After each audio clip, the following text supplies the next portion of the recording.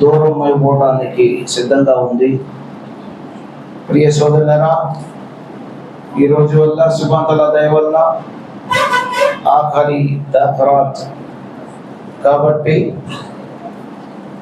అల్లాహ్ సుబ్హానహు వ తఆలా ఎవరికైతే ప్రవక్త సల్లల్లాహు అలైహి అన్నారు, అల్లాహ్ సుబ్హానహు వ తఆలా ఎవరికైతే జీవితాన్ని ప్రసాదించాడు, జీవించి ఉండి రమజాన్ని పొందిన తర్వాత పశ్చాత్తాపడలేదో, రమజాన్ ఇలాగే ముగించేశాడో ఆ వ్యక్తి పరమ దురదృష్టవంతుడు అన్నారు ప్రవక్త సల్లల్లాహు అలైహి వసల్లం. కాబట్టి సోదరులారా, పశ్చాత్తాపడడానికి ఇంకా వ్యవధి అల్లాహ్ ఇచ్చాడు మనకి. ఈ రాత్రి లైలతుల్ ఖదర్ అన్వేషణలో రాత్రిని గడిపి పశ్చాత్తాపడి అల్లాహ్ సుబ్హానహు వ తఆలా ముందు అల్లాహ్ సుబ్హానహు వ తఆలాకి ప్రసన్నత చేసుకునేటువంటి సౌభాగ్యాన్ని అల్లాహ్ సుబ్హానహు వ తఆలా మనందరికీ ప్రసాదించుగాక. సూరే ముల్క్ లోని కొన్ని వాక్యాలు ఇన్షాల్లాహ్ పఠిస్తాను. అఊజు బిల్లాహి స్సమీల్ అలీమ్ మినష్ షైతానిర్ రజీమ్. బిస్మిల్లాహిర్ రహ్మానిర్ రహీమ్. తబారకల్లజీ బియదిహిల్ ముల్క్ వ హువ అలా కుల్లి షైఇన్ ఖదీర్. తబారకల్లజీ. ముల్క్, ముల్క్ అంటే సామ్రాజ్యం, సామ్రాజ్యాధికారం, విశ్వ సామ్రాజ్యాధికారం ఎవరి చేతిలో ఉంది? ఎవరి చేతిలో ఉంది? అల్లాహ్ సుబ్హానహు వ తఆలా. మనిషి ఈ ప్రపంచంలో, ఈ భూమి పైన కొంతకాలం కోసం, నిర్దేశించిన కాలం కోసం రాజ్యాలని స్థాపిస్తాడు. కానీ మళ్ళీ మనిషికి అల్లాహ్ సుబ్హానహు వ తఆలా మరణాన్ని ఇచ్చాడు. సోదరులారా, అల్లాహ్ సుబ్హానహు వ తఆలా భూమి ఆకాశాల విశ్వ సామ్రాజ్యానికి అధిపతి ఆయన. తబారకల్లజీ బియదిహిల్ ముల్క్. ఆయన చేతిలో ఉంది విశ్వ సామ్రాజ్యాధికారం. ఎవరి చేతిలో ఉంది? అల్లాహ్ సుబ్హానహు వ తఆలా చేతిలో ఉంది. అల్లాహు అక్బర్. వ హువ అలా కుల్లి షైఇన్ ఖదీర్. తబారక అంటే బర్కత్, సమృద్ధి, పెరుగుదల, బర్కత్ ఎవరి చేతిలో ఉంది? అల్లాహ్ సుబ్హానహు వ తఆలా చేతిలో ఉంది. వ హువ అలా కుల్లి షైఇన్ ఖదీర్. ఆయన చేతిలో సమస్తము ఉంది. సర్వాధికారి ఆయన. ఆయన నిర్ణయం తీసుకుంటే ఎదురు తిరిగేవాడు లేడు. ఆయన నిర్ణయాలే శాసిస్తాయి. అల్లజీ ఖలకల్ మౌత వల్ హయాత. అల్లాహు అక్బర్. చూడండి, అల్లజీ ఖలకల్ మౌత వల్ హయాత. అల్లాహ్ సుబ్హానహు వ తఆలా అంటున్నాడు, ఆయనే మరణాన్ని ముందు గుర్తు చేశాడు. అల్లాహ్ తఆలా అల్లజీ ఖలకల్ మౌత. ఆయన మరణాన్ని సృష్టించాడు. ఖలకల్ మౌత వల్ హయాత. ముందు మరణం పేరు తీసుకున్నాడు, ఆ తర్వాత జీవితం అన్నాడు అల్లాహ్ తఆలా. నిజం చెప్పండి, ముందు మరణమా జీవితమా?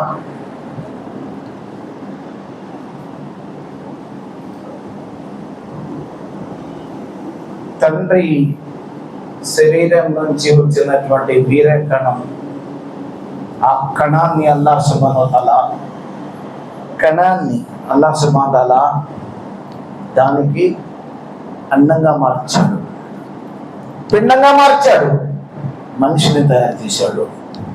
మనిషి ముందు ఎవరు? వీరకణం. వీరకణం అంటే జీవితం కలదా? చెప్పండి. అల్లజీ ఖలకల్ మౌత. ముందు మరణాన్ని అల్లాహ్ సుబ్హానహు వ తఆలా సృష్టించాడు. ఖలకల్ మౌత. ఆయనే మరణాన్ని సృష్టించాడు. మరణం అంటే ఏంటి? మరణం అంటే ఎవరికైనా కళ్ళ కనిపించిందా? మరణం అంటే చెప్పండి. మరణాన్ని కళ్ళతో ఎవరైనా చూసారా? ఆత్మని చూసారా? ఆత్మ పోవటాన్ని చూసారా? అల్లజీ ఖలకల్ మౌత వల్ హయాత. ఆయన మరణాన్ని సృష్టించాడు, తర్వాత జీవితాన్ని సృష్టించాడు. లియబ్లువకుం. ఆయన పరీక్షించే నిమిత్తం. లియబ్లువకుం అయ్యుకుం అహ్సను అమలా. ఎవరైతే మంచి పనులు చేస్తారో అహ్సన్. అల్లాహ్ సుబ్హానహు వ తఆలాకి ఏం కావాలి? క్వాలిటీ కావాలి. క్వాంటిటీ కాదు.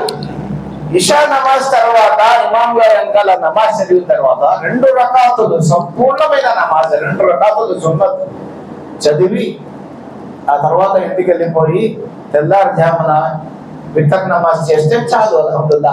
మొత్తం రాత్రి అంతా నమాజ్ లో నిలబడ్డంత పుణ్యం. సుబ్హానల్లా. ఎవరు నిలబడతారండి రాత్రి అంతా నమాజ్ లో? అలా కాకుండా వరుస పెట్టి 2 రకాతులు, మళ్ళీ 2 రకాతులు, మళ్ళీ 2 రకాతులు. దాన్ని ఏమంటారు? క్వాలిటీయా క్వాంటిటీయా? క్వాంటిటీది, క్వాలిటీ లేదు. సరిగ్గా రుకులు లేవు, సజ్దాలు లేవు, సూర్య ఫాతిహా పఠనం సరిగ్గా లేదు. అల్లాహ్ సుబ్హానహు వ తఆలాకి ఏం కావాలి? ఆచరణ. చేసే ఆచరణ కాస్తైనా దాంట్లో క్వాలిటీ కావాలి. అల్లాహ్ సుబ్హానహు వ తఆలాకి అయ్యుకుమ్ అహ్సను అమలా. అల్లాహు అక్బర్. ప్రియ ప్రవక్త మహనీయ ముహమ్మద్ సల్లల్లాహు అలైహి వసల్లం మరణాన్ని అల్లాహ్ సుబ్హానహు వ తఆలా ఒక జంతువు రూపంలో తయారు చేశాడు. మరణాన్ని జంతువులు, మానవులు అందరూ మృతి చెందుతారు. మరణానికి అల్లాహ్ రూపాన్ని ఇచ్చాడు. మరణానికి అల్లాహ్ రూపాన్ని ఇచ్చాడు. ఆ మరణం రేపు ప్రళయ దినాన అల్లాహ్ సుబ్హానహు వ తఆలా తీర్పు చేసిన తర్వాత జన్నతీలు జన్నతులకు వెళ్ళిపోతారు. లెక్కలైపోయిన తర్వాత జన్నతులకు ప్రవేశిస్తారు. జహన్నమీయులు జహన్నంలోకి వెళ్ళిపోతారు. అంటే ఏంటి? స్వర్గవాసులు స్వర్గంలోకి వెళ్ళిపోయారు, నరకవాసులు నరకంలోకి వెళ్ళిపోయారు. అల్లాహ్ సుబ్హానహు వ తఆలా దైవ దూతలను ఆదేశిస్తాడు, మరణాన్ని తీసుకొని రండి. ఒక జంతు రూపంలో వస్తుంది. ఒక దూత దాన్ని పట్టుకొని లాక్కొని వస్తాడు. దాన్ని ప్రశ్నించినప్పుడు అది తల పైకెత్తుతుంది. మెడ పొడవైన మెడతో తల పైకెత్తుతుంది. అల్లాహ్ సుబ్హానహు వ తఆలా ఆదేశిస్తాడు, మరణాన్ని ఈరోజు జుమా చేసేయండి. మరణాన్ని జుమా చేయడం జరుగుతుంది. ఆ తర్వాత మరణం లేదు. ఆ తర్వాత జన్నతులో కూడా మరణం లేదు, జహన్నంలో కూడా మరణం లేదు. ఎప్పుడైతే జుమా చేయడం జరుగుతుందో కళ్ళారా ఎవరైతే వీక్షిస్తారో ఆ తర్వాత ఒక దూత నిలబడి, ఓ జన్నతీయులారా, ఓ జహన్నమీయులారా, ఈ రోజు మరణాన్ని అల్లాహ్ సుబ్హానహు వ తఆలా ఆదేశంతో మరణాన్ని జుమా చేయడం జరిగింది, ఇంకెవరికి మరణం లేదని చెప్పేసి అక్కడ ప్రకటన చేయడం జరుగుతుంది. ఆ తర్వాత మరణం ఎవరికి లేదు. అల్లాహు అక్బర్. ఈ వార్త విన్న తర్వాత జన్నతీయులంతా సకల సంబరాల్లో మునిగిపోతే జహన్నమీయులు మాత్రం మరణం లేదా మాకు. ఒక శిక్షను అనుభవించిన తర్వాత మనిషి మరణాన్ని కోరుకుంటాడు. మరణమే లేదు అంటే అల్లాహు అక్బర్. శిక్ష పైన శిక్ష, రోజు రోజుకి శిక్ష పెరుగుతుంది అన్నారు జహన్నంలో ప్రవక్త సల్లల్లాహు అలైహి వసల్లం. సుగణర జహన్నం నుంచి విముక్తి పొందాలంటే ప్రవక్త సల్లల్లాహు అలైహి వసల్లం వారు ప్రతి రాత్రి ఇషా నమాజ్ తర్వాత ఇంటికి వెళ్ళిన తర్వాత ప్రవక్త సల్లల్లాహు అలైహి వసల్లం వారు నిద్రపోయే ముందు సూర్య అలిఫ్ లామ్ మీమ్ సజ్దా, సూర్య ముల్క్ 2 ఖచ్చితంగా పఠించి పడుకునేవారు. ఇన్షాల్లా పడుకుందాం అలాగా. ఎవరైతే రాత్రులు సూర్య ముల్క్ చదివి పఠించి పడుకుంటారో వారికి అల్లాహ్ సుబ్హానహు వ తఆలా సమాధి శిక్ష నుంచి కాపాడతాడు. ఇన్షాల్లా సమాధి శిక్ష నుంచి కాపాడతాడు. అంతేకాదు ప్రవక్త సల్లల్లాహు అలైహి వసల్లం అన్నారు, ఎవరైనా ఒక వ్యక్తిని మీరు రాత్రి పడుకునే ముందు సూర్య ముల్క్ చదివి పడుకుంటూ ఉంటే రోజువారీ అతను చనిపోయిన తర్వాత మీరు భావించండి సమాధి శిక్ష నుంచి ఆయన రక్షణ పొందారని అన్నారు. ఇంకేం కావాలండి? సమాధులకు వెళ్ళడానికి భయం వేస్తుంది. సమాధి శిక్షలు గుర్తుకొస్తే భయం వేస్తుంది సమాధులకు వెళ్ళడానికి. కానీ సూర్య ముల్క్ చదివితే భయం ఉండదు చూద్దాం. అల్లాహు అక్బర్. ఎవరు ఆదుకునేవారు లేని చోట ఇక్కడ ఖురాన్ గ్రంథం ఆదుకుంటుంది. సోదరులారా, ప్రవక్త సల్లల్లాహు అలైహి వసల్లం వారు చూపించిన పద్ధతి ప్రకారంగా ఇన్షాల్లా ఇక నుంచి ప్రతి రాత్రి పడుకునే ముందు కనీసం 10 వాక్యాలు అన్నాయండి. కనీసం 30 వాక్యాలు ఉన్నాయండి అంతే. ఇందులో ఒక గ్రామంలో దీనిపైన దర్శిస్తే కొన్నేళ్ల క్రితం ఒక పెయింటర్ ఆయన ఫోన్ చేసి, నేను ఖురాన్ చదవడం రాదండి, ఆడియో వింటూ నేను పట్టిస్తాను. ఫోన్లో ఆడియో వింటూ సూర్య ముల్క్ పట్టేశానని చెప్పాడు పెయింటర్ అండి. సాధ్యం అండి. దయచేసి ఇక్కడ నుంచి సూర్య ముల్క్ చదువుతారని ఆశిస్తున్నాను. అల్లజీ ఖలఖ సబా సమావాతిన్ తిబాకా, ఆయనే ఆకాశాలను ఒకదానిపైన ఒకటి నిర్మించాడు. అల్లాహు అక్బర్. ఏ ఆకాశానికి ఆధారం తీసుకున్నాడు అల్లాహ్ తఆలా? అల్లాహ్.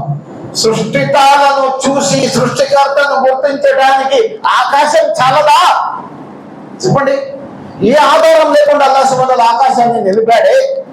బ్రహ్మాండమైనటువంటి విశ్వంలో అల్లాహ్ సుబ్హానహు వ తఆలా ఈ ఆకాశం పైన ఆకాశం 7 అంతస్తులు అల్లాహ్ సుబ్హానహు వ తఆలా నిర్మించాడే.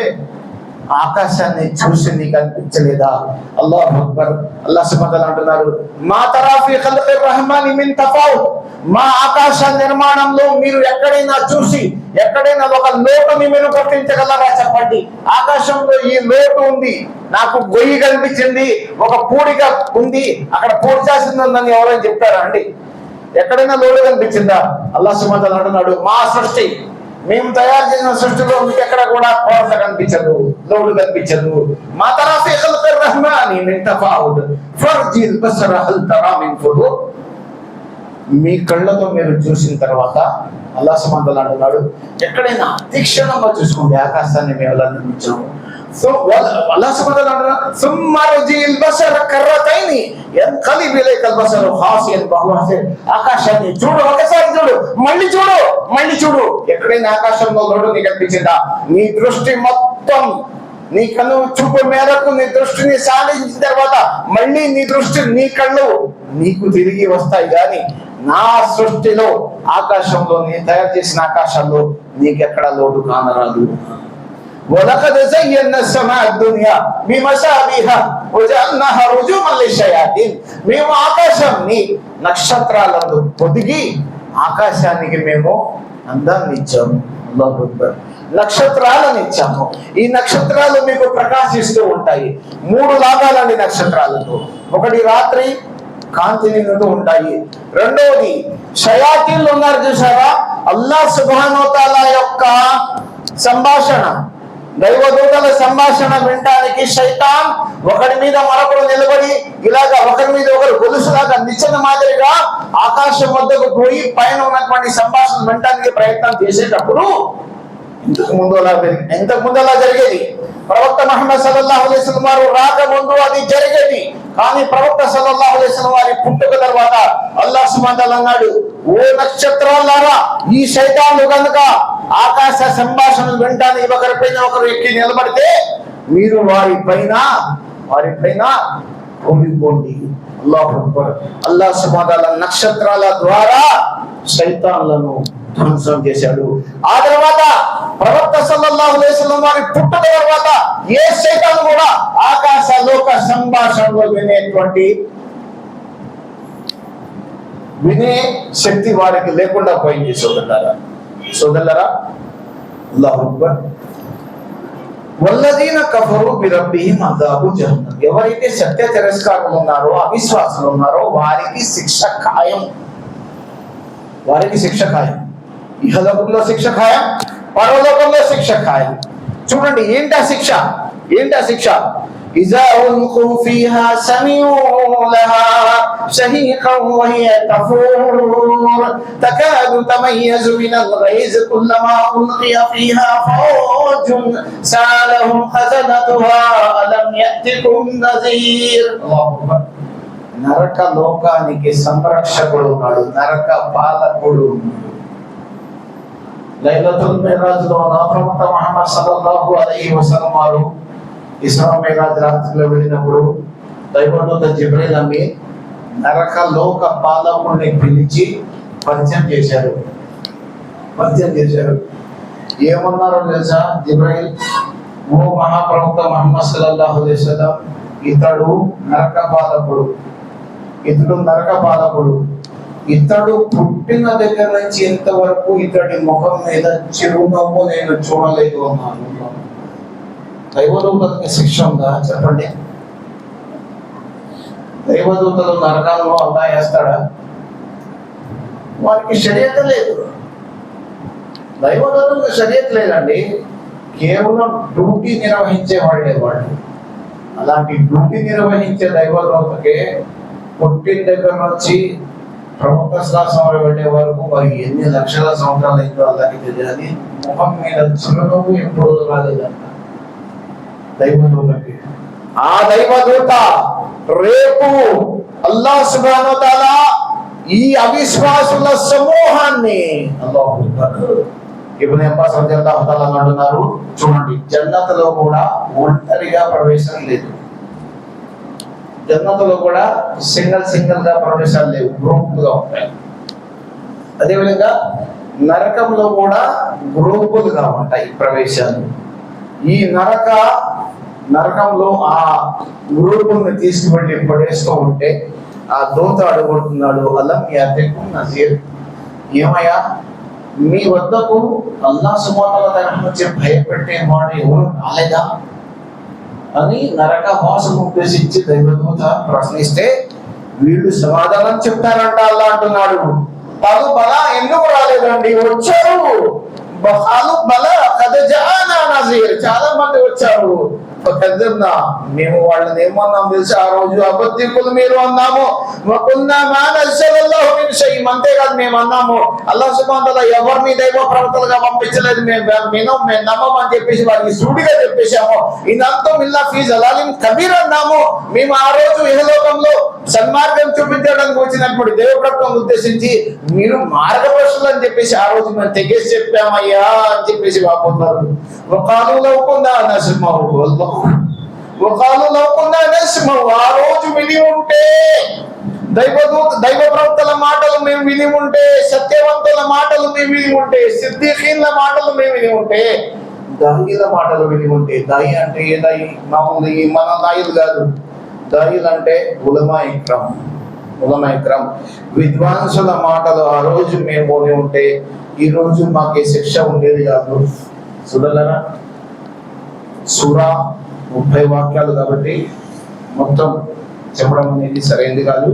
ఫజర్ నమాజ్ తర్వాత కాస్త విరామం కూడా అవసరం కాబట్టి ఇన్షాల్లా నేను నా మాటలు ముగిస్తున్నాను. ఇన్షాల్లా ఈరోజు అసర్ నమాజ్ తర్వాత సదకా